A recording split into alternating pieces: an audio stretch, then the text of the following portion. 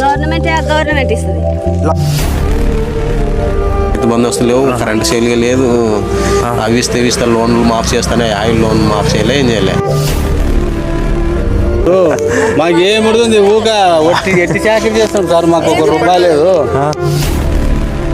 రైతులకి పొలాలు ఉన్న వాళ్ళకి ఇంత బాగుండే, మాలకల గుత్తలకి వేసుకొని బతికేతోళ్ళకి ఇంకా ఏం లేదు. పొలాలలో పంట పండించిన రైతు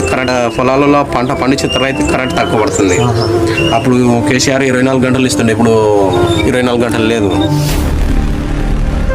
कैसे कैसे हालत आए देखो, जैसा इतना मेहनत करने के बाद तो उनको खुद को खाने के लिए, लेकिन हमारा खाना दे रहे हैं, लेकिन इतना होने के बाद भी इतनी मेहनत करके हमारे तक खाना पहुंचा रहे हैं, लेकिन जिसने खाना पहुंचा रहे हैं उनको कुछ खाना नहीं मिल रहा।